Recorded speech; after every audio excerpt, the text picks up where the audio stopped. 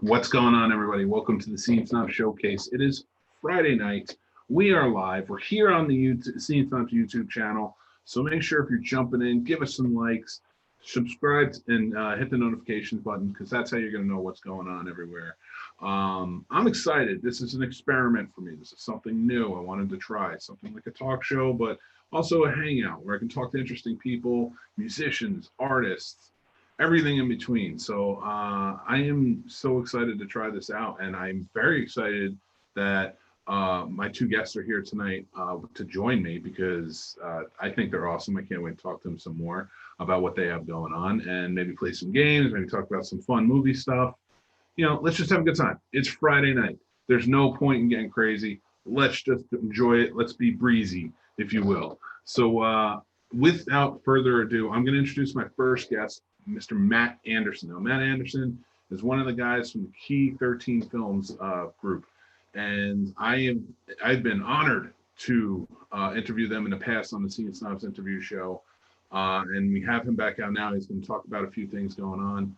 I'm really excited to see what's going on with him. He's got his new season 3 of Terribly Awful out, which is a great show. If you guys haven't checked it out, he's got some movies coming out, lots of projects they've been working on. So I'm going to bring Matt on now. So there we go. All right. Matt, Hello. what's going on, buddy? Good. Going, bud? How's everything today? Welcome to the show. Thanks for coming on. Here we go. There's my video. All right. All right. Hey, buddy. I'm so happy to have you on, man. I was just talking about it. I've interviewed you in the past with the other guys from Key 13, and you guys always have some exciting stuff going on. Season 3 of Terribly Awful premiered, and I am super excited to hear more about that. But I wanted to, I know you have some stuff you want to promote. If you want to talk about it a little bit, I definitely want to hear it.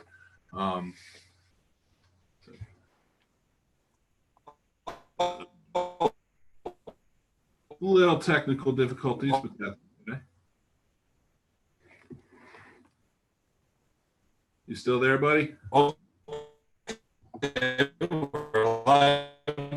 now. Yikes. Okay. And here I am putting away my garbage. All right. Hold. There you go. All right. All right. All right. If for some reason I drop off, I will run over to my phone and I will rejoin as soon as possible. So perfect. All right, man. No worries. That's what this is all about. Anything can happen on Friday night, and the showcase is no different. So, but I am glad you're here. Now, I know you have a fundraiser that you wanted to talk about. Yeah. So I have an actor. His name is Jeremy Amos. He goes by the name of Ogre. But he was one of the hoodies. He was hoodie number 1 in our movie Hoodie. And hold on, I'm just pulling up his information here real quick, just to make sure that I tell everything correctly. All right.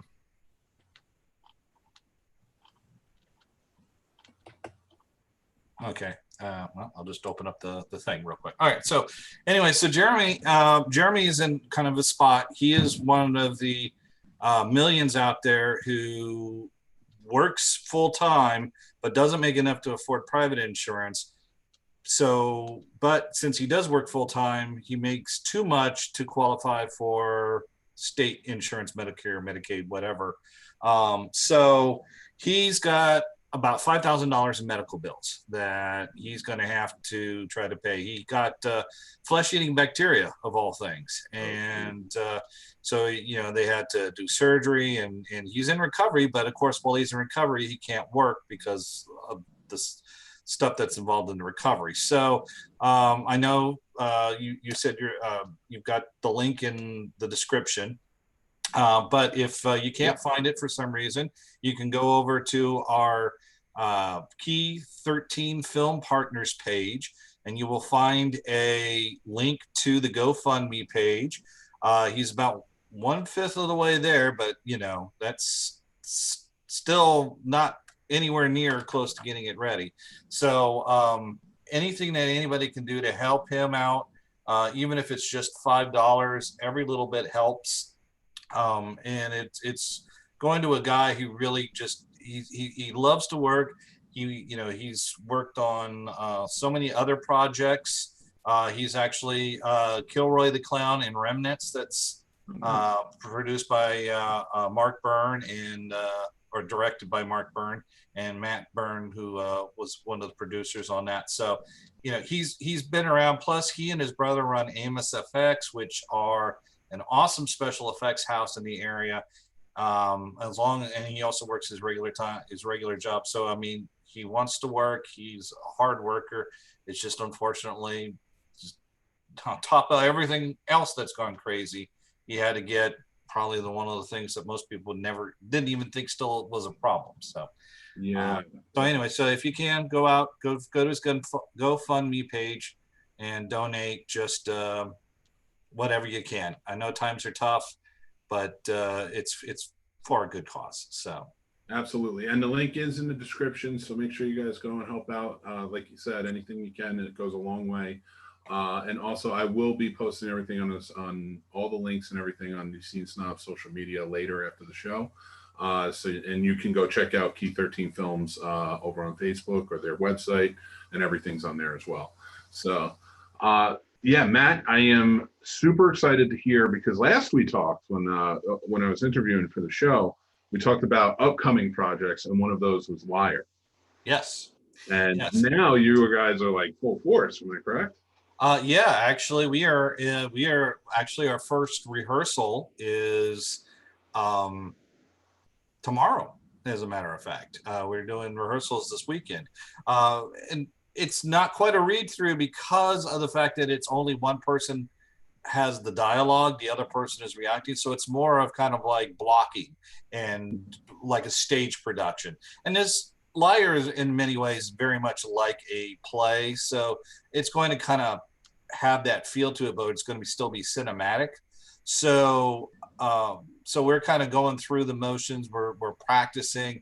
We want to make sure so that when we actually put the cameras on and we actually film, everyone is 100% ready to go. We actually have cast both roles. The role of brother will be played by Christopher Enlow, who is been in many different projects on the local area, and his new project Ithaca that's coming out, it's promising to be a pretty big, impressive deal. It's just from what I've heard and just from the stuff I've seen, I'm definitely going to be one of the people watching it. So we are very lucky to have him. And then we've got ourselves a really impressive new talent in the area. Her name is Emily Whitcomb, and she was just recently now released on Amazon Prime, Darkness Waits, which is the sequel to Dead Woman's Hollow. And our own Charles Dawson, who is with us over at Key 13 Film Partners, was in Darkness Waits, and they actually worked together. So it's kind of like, it was great. When she came in for the audition, he already knew who she was. And he had actually recommended her to us because of her performance in Darkness Waits. So Emily was playing the role of sister. We're incredibly lucky to have such talented people. There were a lot of talented people who auditioned, and I thank them all.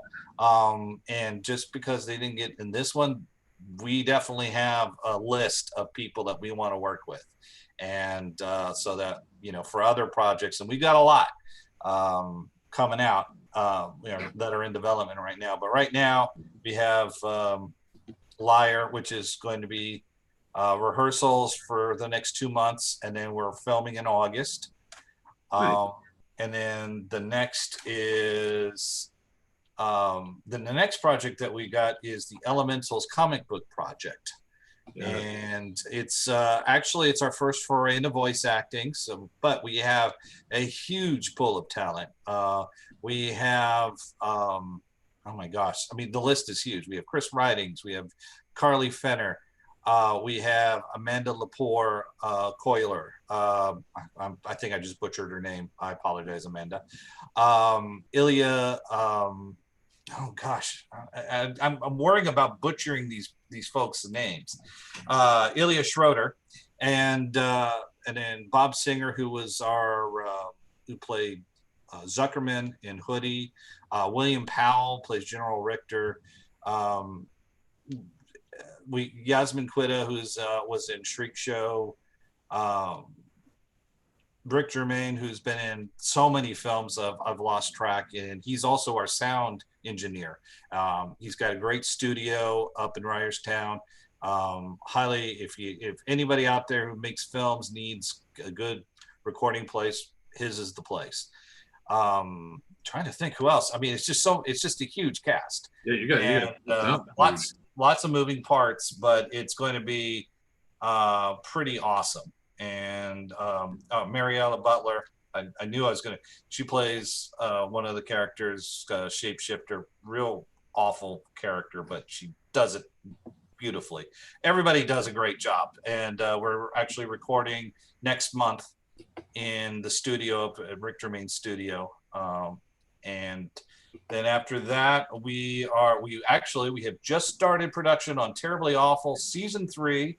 For those of you who don't know what it is, and probably most people don't, but we're trying to change that, is a show where we look at the worst movies. You people will say, oh yeah, Sharknado was awful. No, Sharknado was fun. There are far, far more awful movies than that. And so we cover them all. And if you go to our website, www.key13film.com, and click on series, you'll see Terribly Awful Season 1 and 2. Go there, check it out. We are going to be offering sponsorship of episodes. So if anybody out there wants to sponsor an episode, they've got a movie they want to produce, or a web podcast that they do, or a show they want to do, we will be accepting those, and we'll give you a nice, very visible plug in the middle of the episode, or at the beginning of the episode. Just depends on here. We'll be putting out information on how the promotions will come out and all that stuff here in a before the show airs, which will be in October. We won't air the show until every episode is in the can, or at least 2/3 of them are. Nice. Okay, cool. All right. I'm very excited too. I don't know if I can say a certain someone who may be on the show or not. Yes, you can. Yeah. You guys invited me to be on this season, and I am super excited. I cannot wait. And guys, if you're not watching Terribly Awful, then that is Terribly Awful. Excuse the pun, but I had to do it. It is a great show. And actually, because we're talking about Terribly Awful, I want to bring on my next guest. She is the Princess of Darkness. She is the hostess with the mostest. I have to say that because I love it. So I'm going to bring on Sasha Munro. Sasha, let me admit you on here. So, because we're going to get into some fun stuff, talking about movies, things that are going on, and it's great to get both of your perspectives on things. Lots of stuff going on in the movie world. Surprising, everything shut down. We got some. There she is. Hey, Sasha. Connecting. Come on, Sasha. Breakthrough. There we are. It's coming. Hey! Hi, Sasha. Welcome to the show. Oh, your audio is still connecting. You're almost there. Yes, there we go. Welcome. Hey! We're talking about Terribly Awful, and if there's one person I know who knows more movie knowledge, especially about movies you may not have ever heard of, it is the Princess of Darkness, Sasha Munro. Well, first I got to start through talking about Terribly Awful. Matt, you still owe me something. What? I love when we start shows on. Howard the Duck. Oh God, no. Yes, I do. we will work it. We will work it. It's just our schedules have both been. My schedule definitely has been ridiculous with this COVID stuff. So it's Doug boobs. You can make time. I hate Howard the Duck. God, I hate that movie so much. But that's even more reason to watch it. Exactly. I guess if I survive through the Vulture's Eye and watching a vampire pee on somebody, I guess I can make it through Duck Tits. Oh, I can find some worse stuff for you if you'd like. It's possible. No. Oh, season 3 of Terribly Awful. Oh my goodness. We do have some great ones, but we got some. Well, before we get started on some titles, because I do want to talk to you all about everything, but I want to promote, and we have to promote Sasha and everybody. Make sure you go check out. Again, all the links are down below in the description. I want go subscribe and like. Sasha, the Princess of Darkness page on Facebook is up there, and your YouTube, and you're on PSN Network, right? Yep, PlayStation Network. Just look for. It's part of my dead name, but came out now. Okay, perfect. Yes, check that out. And also, we have a link to your foundation, You Belong, up in Franklin County, correct? So, do you want to tell us a little bit about that? Well, You Belong is something that when I came to Franklin County, found that stuff was lacking when it came to the LGBTQ community. We're still stuck in the 50s. It's that bad. And people who do want to promote for us, they're only looking for profits. As a result, I kind of started an organization, kind of grassroots, where I was like, hey, you have issues, come to me. I'll find resources in your area. We'll figure it out. And if I don't know the answer, we'll learn it together. All right, perfect. And I love that. And again, there's going to be links, and I'm going to put them up on the Scene Snobs Facebook and all the other social media. So go out, support, show, donate, like for Jeremy. And can you take donations for You Belong as well? Currently, I just try to keep it grassroots, because the moment you start taking funding in, you deal with all kinds of nasty issues and rules and regulations. And I'd like to be above that. That's fair. Where I don't have to, answer to a sponsor. I don't have to answer to another organization who's paying me. So no, I'd rather be independent. Perfect. Okay. Well, but still go out and show your support, because it's very important. But I have you guys on the show, and I need to talk to you about. I've been thinking about questions all day. And Sasha, especially for you, because when we were doing, I think it was Tremors. Yes.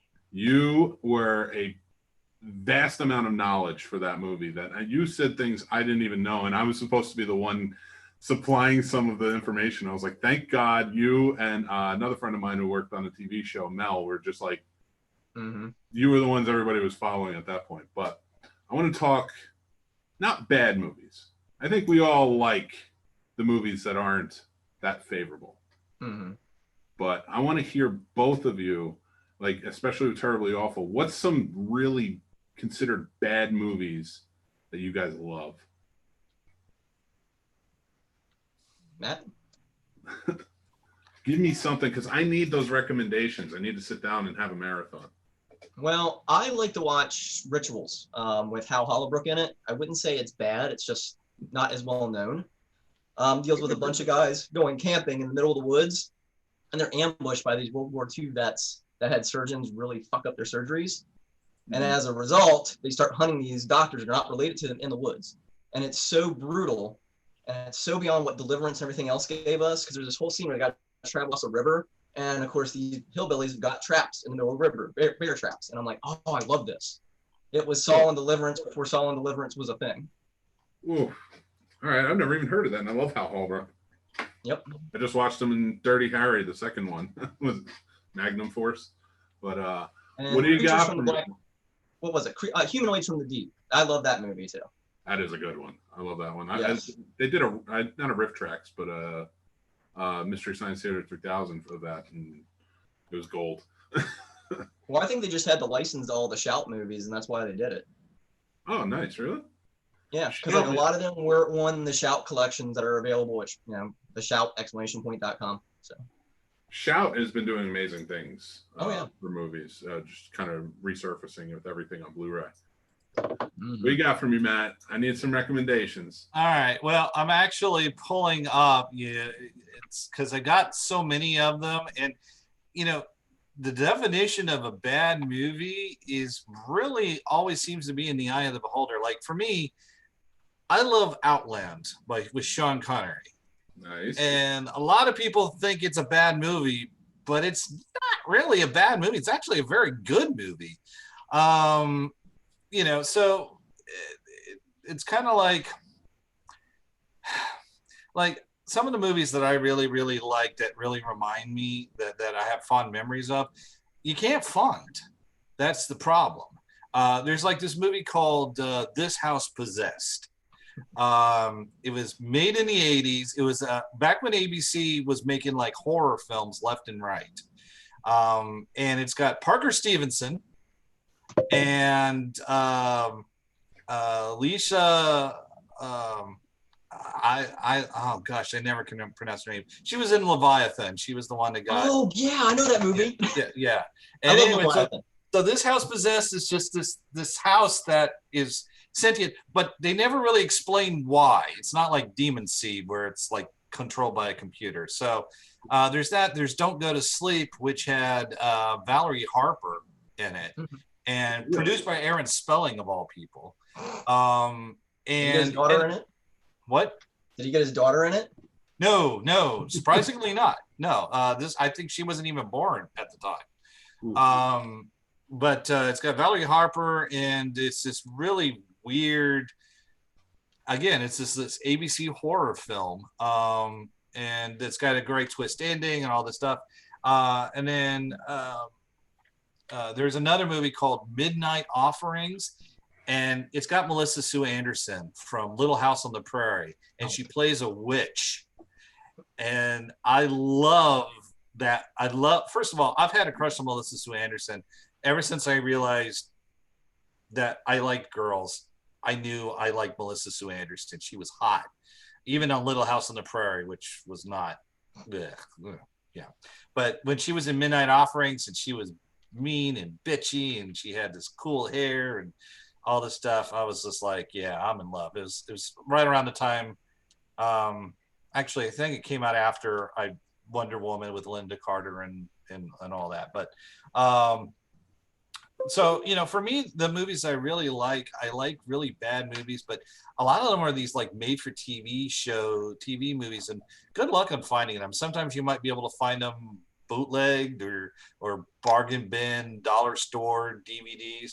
But if you want to talk about my favorite bad movie of all time, it's probably going to be Equinox from 1970. It was originally a student film that they decided to throw a few extra bucks into. It's hilarious. It's campy. It's got Herb Tarlick from WKRP in it. Going by the name of Frank Bowers instead of Frank Bonner, which I'm kind of glad. I kind of wish he stuck with Bowers, but whatever. It's just Satan's love drool. There's a scene where the guy who's supposed to be the devil gets ready to drop spit down this girl's mouth when he's busy feeling her up in the middle of the woods. It's totally ridiculous. The guy just looks creepy beyond creep. And it's absolutely hilarious. So awesome. So that's probably my favorite bad movie is Equinox. I will watch that movie a billion times and never get bored with it. Well, I want to change gears a little bit here because there's a lot of stuff coming out, and I want to get your opinions on them. So, one, I went to the drive-in last night. Well, the last couple of weeks I've been going to the drive-in, and Sasha, you and I talked about it a little bit earlier with the drive-in. Mm-hmm. I think we're all fans of the drive-in and what it's produced over the years. But it's such a beautiful thing with everything going on that we have a place to go, and they're showing classics. I went and saw Jaws and Jurassic Park last night, and it was a good time. I mean, I had a lot of fun. I've never seen Jaws on the big screen before, so that was a big deal for me. With everything going forward, I've heard things about Evil Dead. I've heard things about Empire Strikes Back, Ghostbusters. What would you like to see right now with being the summer of the drive-in? What would you like to see on the big screen? And at the drive-in, I should say. Well, Mahoning up in upstate PA has been knocking it out of the park. Like anything I can think of, they've already done. They even showed Hardware and Death Machine back to back, and that's just like, yes. for me is just awesome. And then they had a whole night of marathons where they've been showing drive-in movies all night long. You stay somewhere and you come back the next night and the next night and just have a wild marathon based on a theme. And Mahoning has been blowing away my expectations. Yeah, and I love their weekend. Yeah, like you said, their weekend themes. They just did Superman too. Like they did all 4 Superman movies, right? And yep, and the Ninja Turtles. They did all the Ninja Turtle movies once, and they had James Rolfe come up, the angry video game nerd, and he was up there talking about the games and the Turtles, and I'm like, yes, this is awesome. Oh, that's fantastic. Matt, Even what Mr. about you? Lobo hosts up there. And it's not that far. I think it's only like 2 hours away from Yep. us in Virginia. So that's really not bad for a weekend trip to go see some awesome movies. Yeah, the best times is, like I said, when Mr. Lobo shows up and just shows some random crap to watch. It's great. Well, I know down here, the Family Drive-In next Wednesday and Thursday are showing Count Dracula versus Frankenstein and Brain of Blood. So that's going to be exciting to see. But Matt, what do you, with the drive-in and everything going on, what would you love to see? What are some movies you'd love to see the big? I would love to see the original Mad Max, regardless of Mel Gibson's stupidity. I still love that movie. I still watch it. I have it on Blu-ray.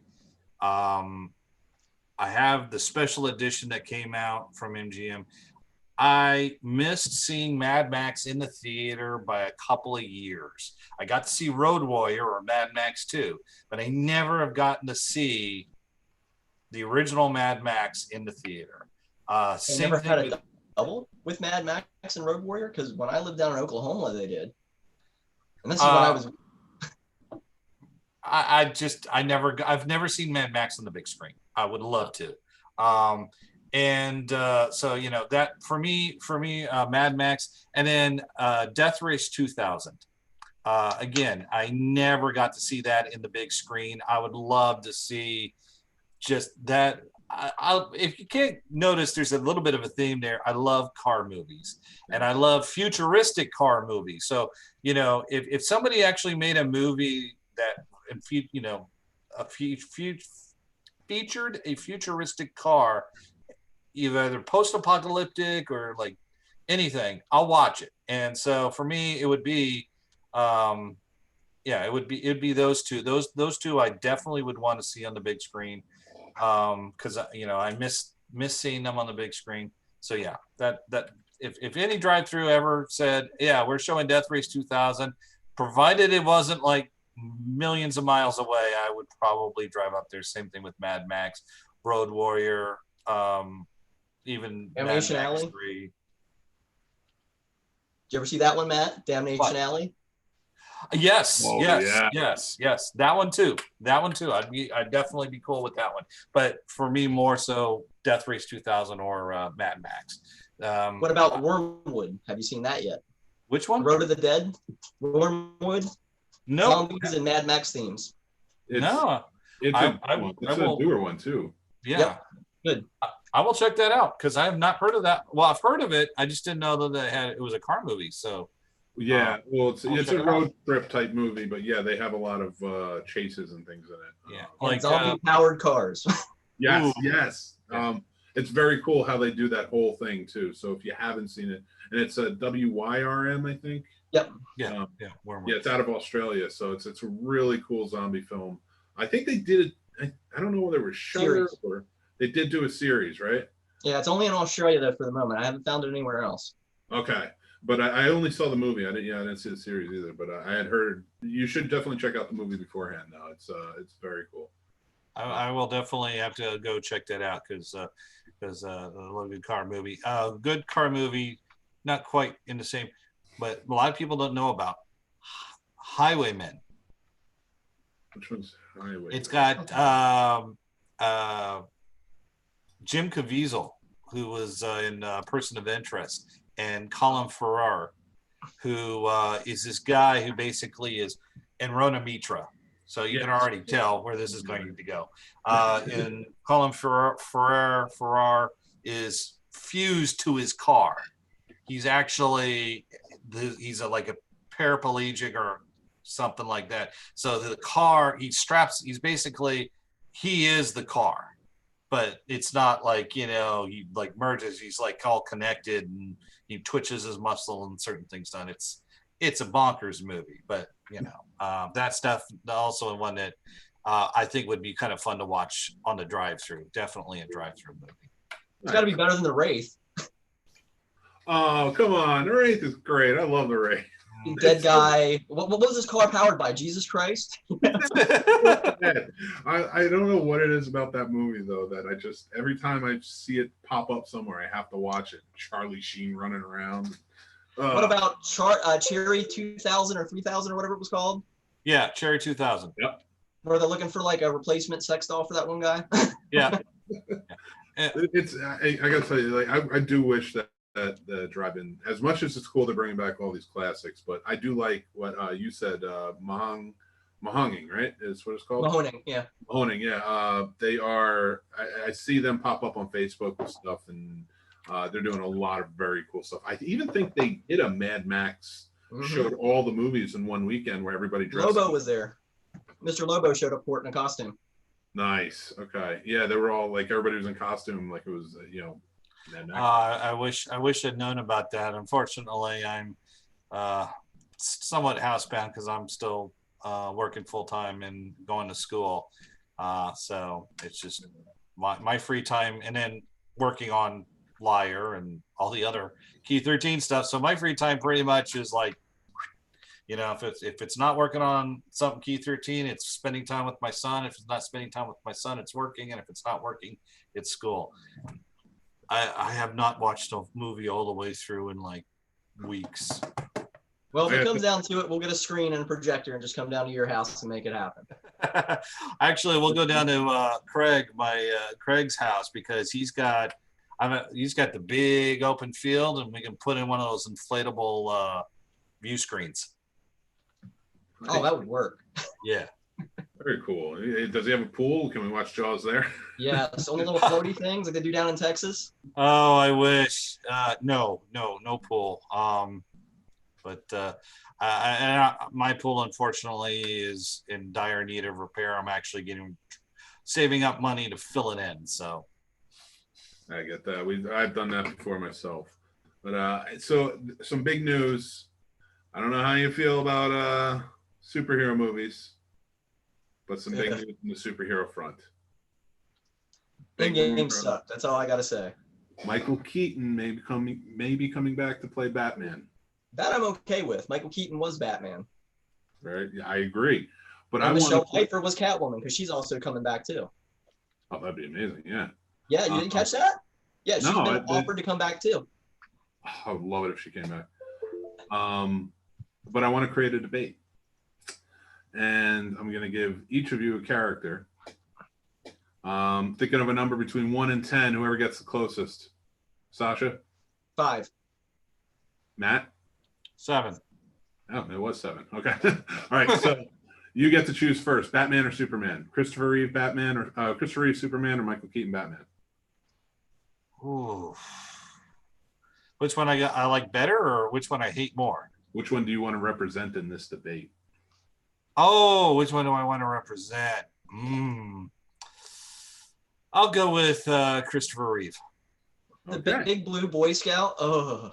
All right. I think this is going to work out well. So I'm going to give you each a minute, and you want you to tell me who is a better representation, which actor was a better representation of their character, and why. Michael Keaton brought the darkness, quite honestly, because you're dealing with somebody, unlike Superman, yes, you got launched into space, he was an orphan. This was a person who had to deal with the grief of his parents dying right in front of him. Michael Keaton kind of brought that darkness with him, kind of represented that, and kind of really embodied the character of Batman. Yes, I'm rich, but yes, I'm, bitter and broken inside, and I kind of dug that. All right. That's an awesome answer. It's a good answer. It's a very good answer. But what do you say, man, about Mr. Christopher Reeve as Superman? Well, I think that Christopher Reeve was the right choice. I still remember George Reeves as Superman, and he he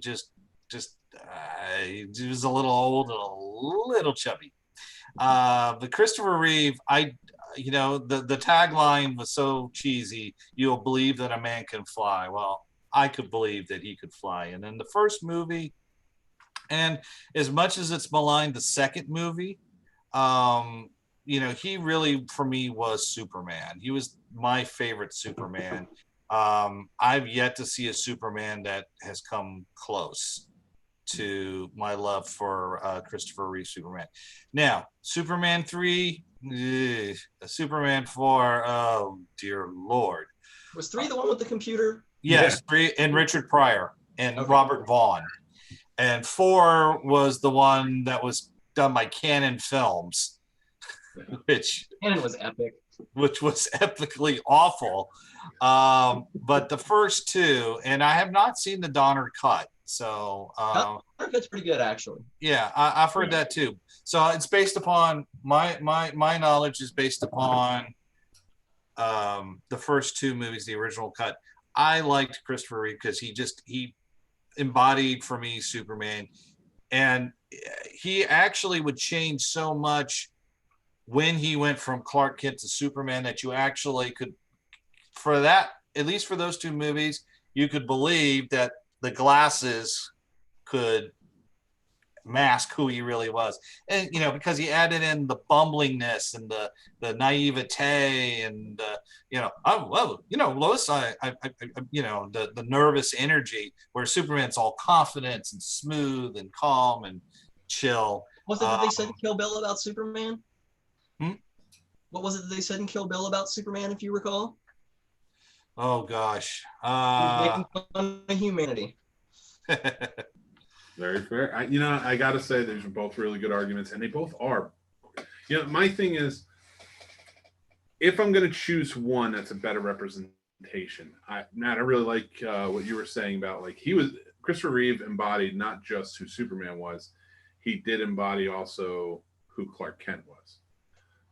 And that is a great representation, but I kind of got to give it to Michael Keaton. The biggest reason why is because before that point, nobody wanted him. Everybody said he was going to be terrible. He's a comedic. Mr. Mom can't be Batman. Exactly. Yeah. So for him to step in, and you're right, Sasha, for him to embody the darkness that nobody was expecting, I think Batman ekes this one out just by a little bit, because it is hard. Christopher Reeve is Superman. You're right. But to kind of counter my argument, you got to remember, though, when Batman was first introduced, he wasn't a dark character, despite being an orphan, despite all this stuff. More often than not, for artwork in DC Comics, you'd see Batman smiling. How often do you see that nowadays? Yes, never, unless he's hanging somebody up from upside down over a building. Yeah, I think Frank Miller for all of that. Yeah, I think Batman's Bruce Wayne smiled more in Batman Beyond than he ever did in the animated series. Maybe this Michael Keaton being reintroduced is leading to a Batman Beyond movie. I would watch that. Oh yeah, I've got every Batman Beyond episode, including all the times when he cameoed in Justice League and Static Shock. I've got all those episodes. Did you see the uncut Batman Beyond movie? I have both versions. Cut. Oh, those are great. Nice. Oh yeah. I would love to see that. I am hearing, because Ben Affleck's not coming back, that part of the rumor is that he may be the crux that kind of brings the Justice League back together. So they can, if Henry Cavill doesn't come back for some reason, they can introduce somebody new and introduce the multiverse. So that would be cool. Rourke was a pretty good actor for Superman from Superman Returns. Granted, yes, the movie was kind of crummy, but he was pretty much a good representation of Superman. I agree. He's busy over on Legends of Tomorrow. So, honestly, I honestly don't really care for another big motion picture Superman movie or anything. I'm actually enjoying what they've been doing on Supergirl and the CW. I'm actually enjoying that universe far more than I enjoy the DC cinematic universe. And I think it's just because they've got more episodes, but I mean, watching the Supergirl's development, and I'm not a big fan of Legends of Tomorrow. I thought the first season was kind of stupid. John fucking Constantine. Yeah, but yeah, when they brought in Constantine, and when he showed up in Arrow, and I'm still mad at NBC. I wanted to watch several series. Yeah, the series was great. So, but I really enjoy what they've been doing on television for the Justice League and all that, more so than I did. I mean, I watched the Justice League movie. My son wanted to go see it. I watched it. It was okay, but it just wasn't as enjoyable for me as the seats, the stuff on television. When Arrow it was Arrow and that, and I haven't had a chance to see the new Batwoman series, although I'm kind of glad I did, because now she's being replaced. Yeah. The Ruby Rose quit, and I'm just that was kind of disappointing, but like I said, I still have more fun with the TV DC universe. And if you haven't seen it, the new animated Harley Quinn that on DC universe, the show is hilarious. It is just, it's just this beautiful fusion of campiness and violence and language and adult situations. Kaylee Cuoco from Big Bang Theory is Harley. I didn't think anybody could do as good a job as Andrea Romano, or even Melissa Rauch, who was Bernadette on Big Bang Theory. She did it in the Batman and Harley Quinn movie. But Kaylee Cuoco does it. Lake Bell plays Poison Ivy, and in my opinion, the best Poison Ivy ever. Just exactly the way that I always thought. Alan Tudyk, who does the voice of the Joker, and then there's an actor, and I forget, he's a voice actor primarily. He does this character called Kite Man, and it's just Kite Man is just a total and utter dork, and he's still probably he's still a great guy. And there's Ron Fuchs, who plays King Shark, and nice. That's a good choice. Jason Alexander is in it. I forgot what is Psy. He plays Psy Borgman. Awesome. And trying to think who else is in it. But I mean, there's got a lot of names, good names, but it's a lot of fun. It's campy and serious, and it's action-packed and violent and over the top. It's everything that the Suicide Squad movie could have been, but didn't quite make it. All right. Well, I'll definitely check that out. To me, the best Harley Quinn was always Arlene Sorkin. Like, she was the one who developed that character. There is no replacing it for Arlene Sorkin. It's tough to think of anybody but Arlene Sorkin in it, and I misspoke. I thought Andrea Romano was the voice director, but yeah, Arlene Sorkin was she created the character, because the character didn't exist until the animated series created her. So and now she has become such a key part of the DC universe.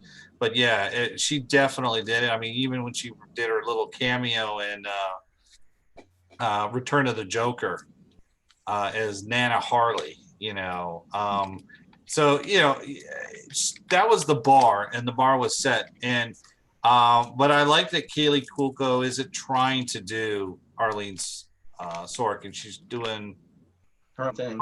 She's doing her version of it, and that's what I like about it. She's not just trying.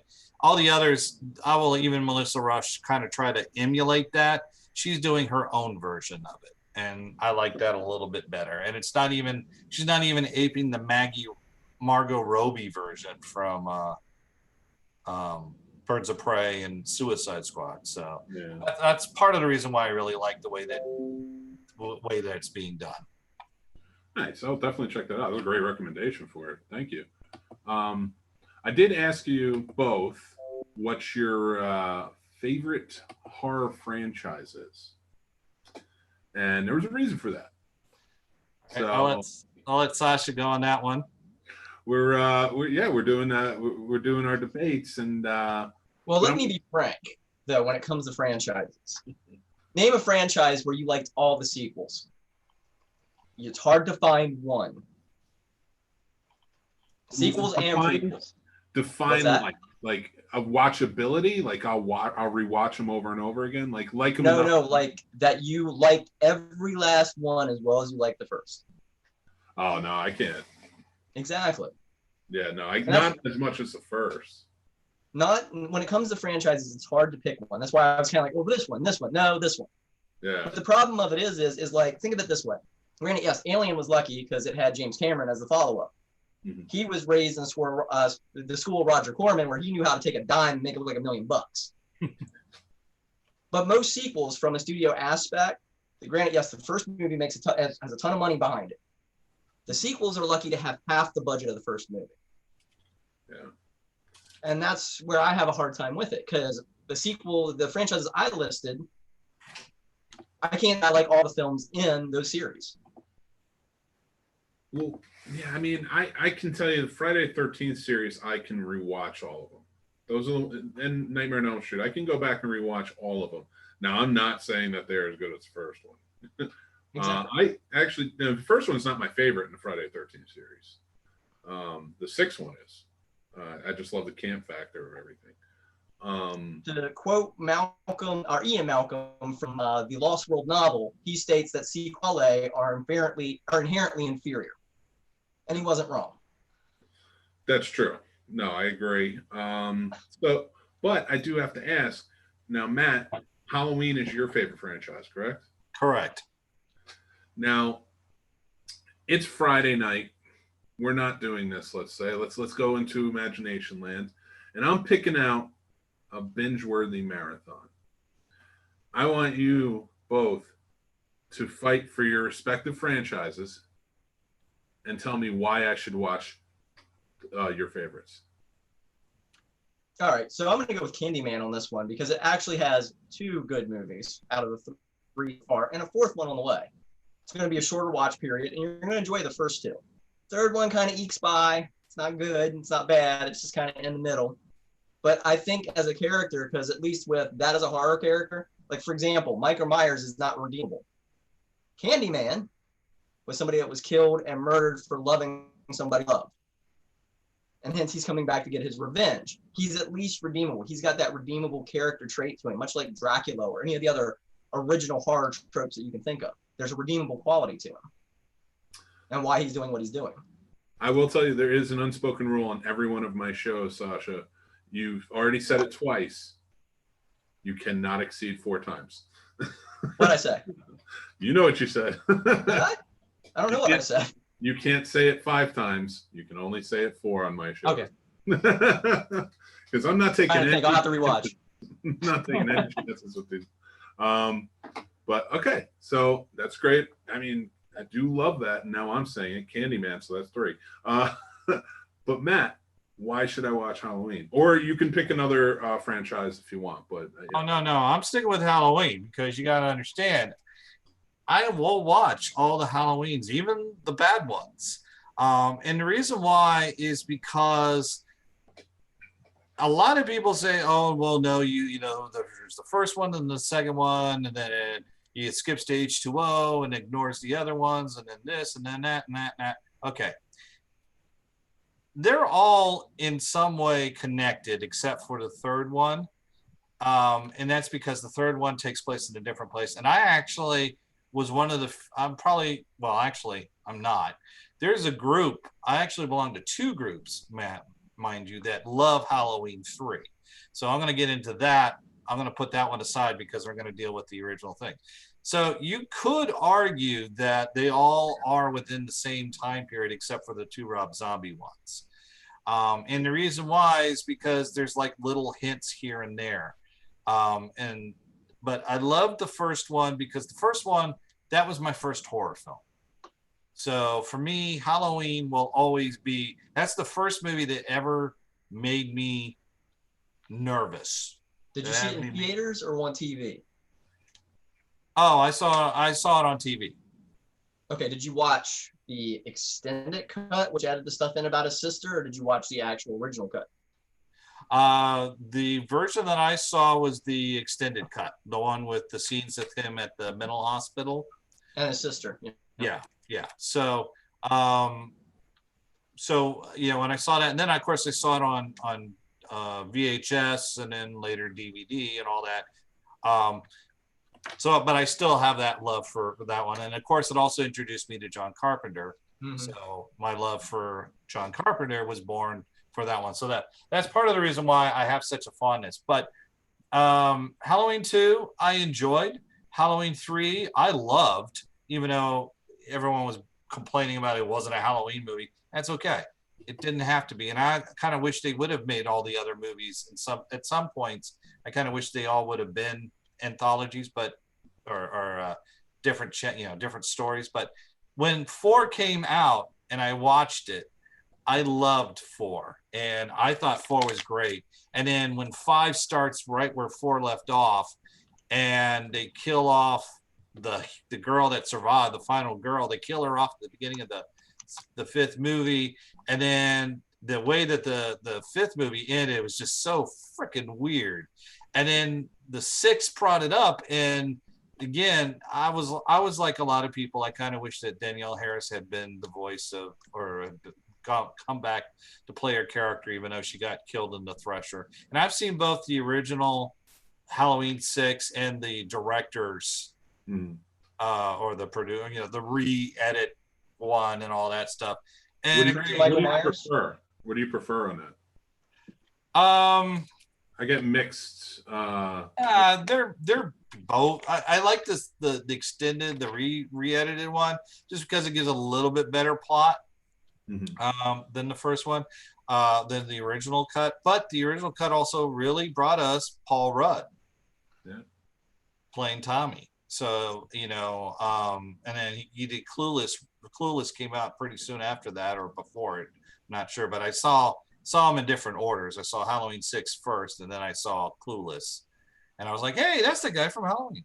But anyways, I digress. So then then it went over to 6 kind of like ended it, and then they came up with H2O and Resurrection, which is, in my opinion, the worst out of all of them. I was going to say defend that one. Yeah, that one I can't defend. It's awful. It's stupid, but I still watched it. Just as hell. I mean, I'll be honest. It's because Tyra Banks dies in it. Yay. You don't like Busta Rhymes running around like Sonny Chiba? Oh God, Buster! Don't even get me started on that. Busta's line at the end was the best, though. I got to admit. Yeah.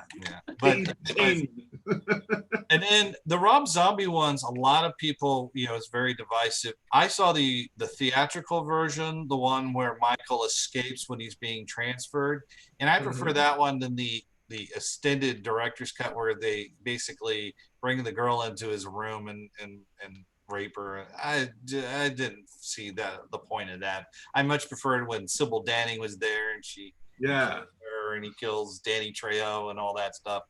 I thought that one was the better, because I liked that it got into the psychology of Michael. That even though that and they had the Curse of Thorn and all that, the in the first 6 movies. Okay, I got that. But I like the fact that he did take a different take, and he did look at the psychology of it. And then the second one was an interesting take on it. And then I just recently saw the new Halloween with Jamie Lee Curtis. The one H4O. Yeah. And I actually enjoyed that one. I honestly, the minute I saw Danny McBride on the title, I was like, oh God, this is going to be stupid, and it's going to be campy. Prometheus wasn't his fault, or Covenant rather, whichever the one he was in. I remember about a year before that movie came out, he was on, I think, the Jim Norton and Sam Roberts show, and I wanted to listen to it because I was excited to hear about a new Halloween movie, and I like him. But he came on and he was basically saying, I know you know who I am, but really don't worry about that. Like, we're going to do Halloween justice. Yeah. I mean, Eastbound and Down, that's what I was expecting. Or him in Tropic Thunder, let's put some Tiger Balm on these jungle's nuts. Jesus. So when he did that, I was just like, oh, oh God, no, Danny. But then of course Jordan Peele and Get Out came out, and you realize that, as I've always said, the key to comedy and horror is timing. It's always about timing. So I was willing to give it a shot, and then when I heard Jamie Lee Curtis just talking about how great it was, and Jamie Lee Curtis is not necessarily known for, oh yeah, it was great. I mean, she died in Halloween Resurrection because she was done with it. Yeah. She was done. She thought it had run its course, and the fact that she came back to it, this was after she'd done Scream Queens, which I just hated that show. Ugh. But so the reason why she was good on it, though, she was good on it. She was good on it, but the girl, Chanel, Chantal, whatever the hell. Oh God, her voice just I wanted to kill her. I wanted to actually find a way to go into the TV and kill her. But again, I'm digressing here. The reason why you should watch the Halloween films is because they are in this weird kind of somewhat nebulous universe. They are always entertaining. You know what you're going to expect. They throw in enough plot twists to kind of keep you going, I got to come back. And of course, Halloween 3 has Happy Halloween from Silver Shamrock theme song, which is the best annoying earworm you will ever hear from a horror film. No other horror film has ever come up with anything as catchy. And I'm even talking about the Halloween thing. The Have a Happy Halloween song in Halloween 3 is there. And I loved Halloween 3. Halloween 3 is my favorite out of all of them, surprisingly. Just because it was so different, and the witches and the science fiction element and the robots, it's got its issues. They all got their issues. There's plot holes in Halloween 3 that you can drive Stonehenge through. But you got Tom Atkins, always awesome. You've got Stacey Nelkin, hot as hell, and you've got dang it, his name I just went up on his name. The guy that played Colonel Cochran. He's in RoboCop. Right. Yeah. The old man and what the heck is his name? Oh, it's driving me. I can't believe. All right, I gotta look this up. Dan O'Herlihy. How can I forget that name? Dan O'Herlihy as Colonel Cochran. I mean, he just chews that scenery just beautifully, especially when he just looks. Oh, and Happy Halloween still sends chills down my spine. So that's why you should watch it. It's fun. It's got twists. It's interesting. The third is this weird thing, but it's still awesome. Sorry, I went on. Continuity out the window. I gotta give you. I think I gotta give it to Halloween on this one, mostly because I do agree with Halloween 3. But that leads me into my next question, and this is not really a debate. I just want to see where your heads are at. There are 3. Let's call them the triumvirate of horror. Mainstream horror, and 3 franchises that are probably bigger than life, and that is Friday the 13th, Nightmare on Elm Street, and Halloween. And each one have a movie that kind of goes off on its own thing, and that would be in Nightmare on Elm Street 2, Halloween 3, and Friday the 13th Part 5. You forgot New Nightmare. New Nightmare does, but New Nightmare still it brings back Heather. It's more meta. But whereas Nightmare on Elm Street 2 is completely you can tell they wanted to go in a completely different direction. And I also love the fact that it's a cult classic, in my opinion. I think I can go back and revisit all 3 of these movies. If you're talking plot-wise, okay. But you want to talk about going way the hell out there? Jason 10. Jason in space. Jason in space. Halloween never did Michael Myers in space. Okay, so they were copying Leprechaun. Yeah, and Leprechaun should never have gone into space either. But seriously, if you want to talk about a movie that just goes completely out there, literally, is Jason 10. Now, I don't disagree that story-wise, the ones that you cited, Nightmare 2 and Friday the 13th 5, definitely 5, right? Yeah.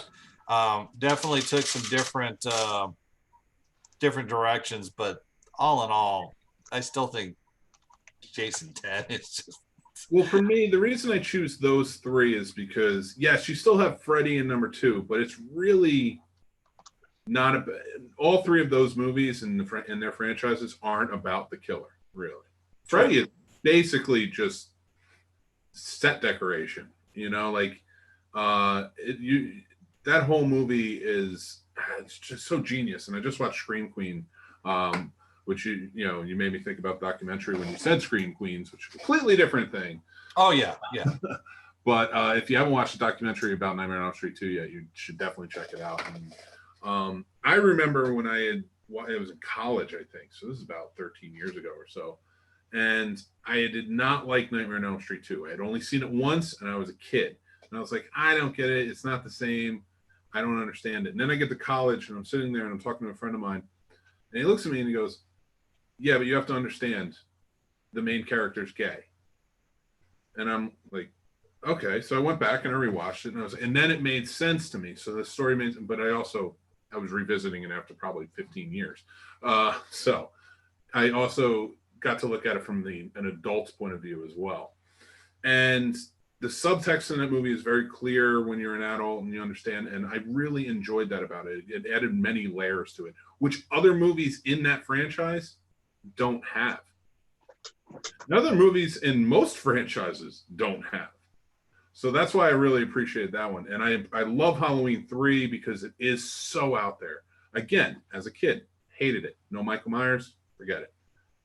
Went and watched it as an adult, and I'm like, this movie is awesome, Part 5 of Friday the 13th, you get Miguel Nunez, who's awesome, and the enchiladas, but that's about it. But if you guys love it, you tell me. I want to know what your favorite out of those three are. Not a debate, just like I'd like to throw that out there because they're very different movies that don't get talked about a lot. Well, I mean, Halloween 3 for me. I mean, for obvious, I've already gone into that, so that this is going to be on Sasha. Well, for me, when it comes down to it, it was one of the ones you didn't mention, and Rob kind of brought it up in the comments a second ago. And I love Jason Goes to Hell because a lot of people think it's a very different departure, and it is because he's hopping from body to body to body. What a lot of people know about that film was it was supposed to be Ash versus Jason Voorhees, not Jason Goes to Hell. And you can see little glimpses of it because they show the Necronomicon in there, they show the Kandarian dagger, the whole 9 yards. Yeah. No, and all right, I did not know that. I've always heard mention, I knew they were trying to write Freddy versus Jason for like 10 or 12 years. And that's why they added the glove in the end more as a joke at the time, but hopefully to get them together. But I did not know that it was supposed to be Ash versus Jason. Yes. What happened there that it fell apart? Well, it was just interesting because they were trying to get the rights. Bruce Campbell, he doesn't want to do another Evil Dead movie, pretty much the same thing back then. Where I was like, no, I can't do that. No, I'm not going to do that. And getting Sam Raimi involved was hard. And it was interesting because if you really pay close attention to Nightmare on Elm Street, there's clips, Nancy watching the first Evil Dead. Watch Evil Dead 2, Freddy's glove shows up several times. There was I had heard, I'm not sure if this is true, you might know, Sasha or Matt, there was kind of a fun fight between Wes Craven and Sam Raimi in their movies. Like they would maybe do like a ripped poster here or, show it on TV there. But I think it was Wes Craven, I forget the movie, who killed off Ted Raimi. And that was kind of his goad to get Sam Raimi, and Sam Raimi could not figure it out. He was like, well, he called him up and he's like, did you see what I did? And then he could not figure it out. And then finally he saw it and he's like, you killed off my brother. Damn it. So I've always loved that little story. I think it's interesting. It seemed more like two filmmakers winking at each other. Like, hey, I saw what you did in your movie. Here's your glove. And it just kept showing up, kind of like, hey, I admire what you're doing. You admire what I'm doing. It was less of a, how can I put it best? Less of a frenemy thing and more of just friends. Yeah. Yeah. Oh yeah, absolutely. No, I always took that was my takeaway, and I love that. I wish now that you tell me that what we could have had with Jason Goes to Hell. I've read the comic books. should have gotten them together. That would have been amazing. Have Ash taking out Freddy. Well, explains how Jason keeps coming back. He's a Deadite. Yeah. Well, that is canon, correct? Yes, it is now. All right, awesome. Yeah, we need to get that movie in order. I still want it with Bruce Campbell with his COVID beard. Who just looks awesome. With his daddy beard, let's just put it that way.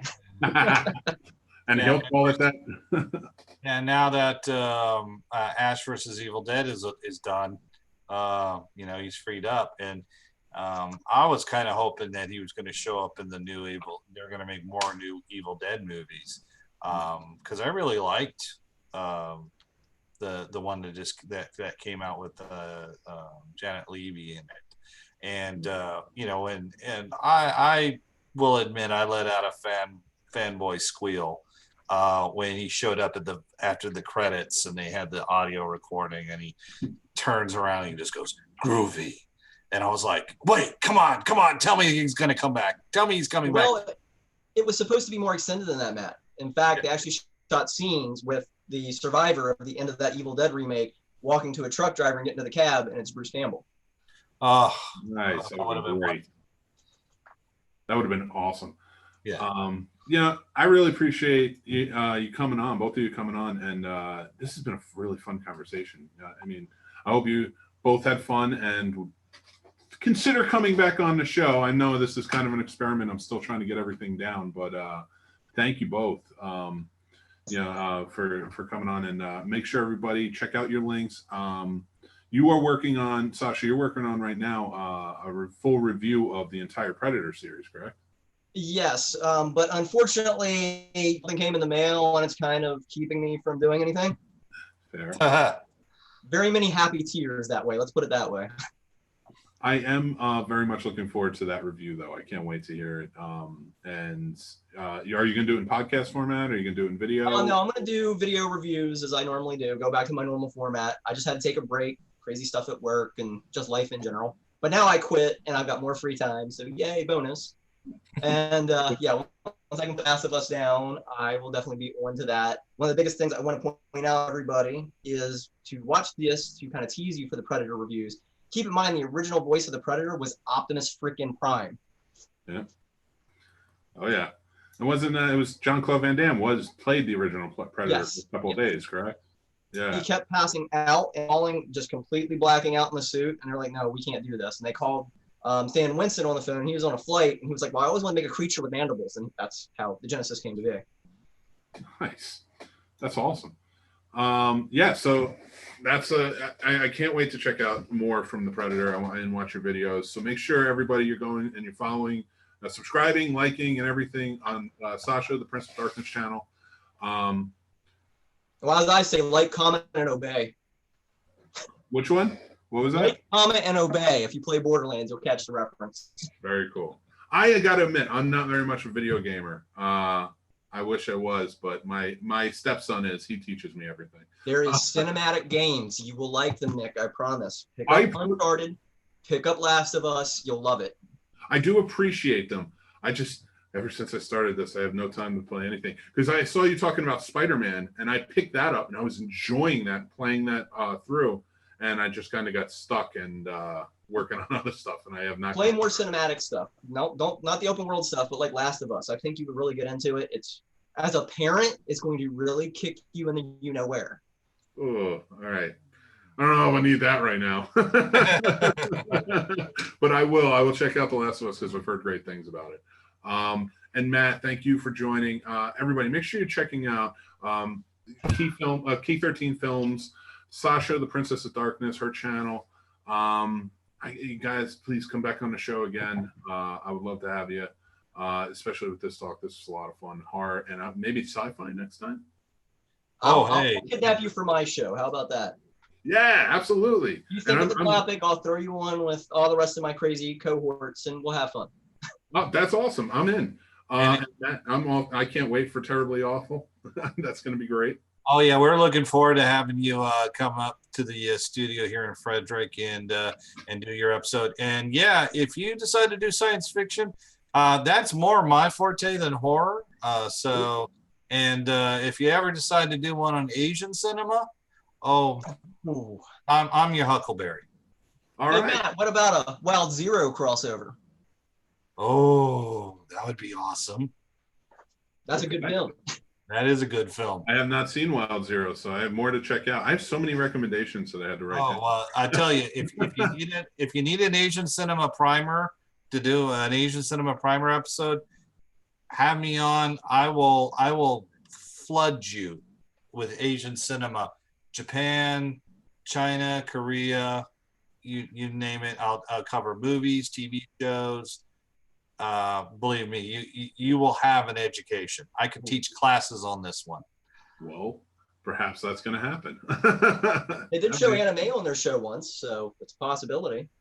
Oh, well, that's my other expertise, is anime. So yeah, let's just say if you need an expert on anime, Asian cinema, and science fiction, you got me.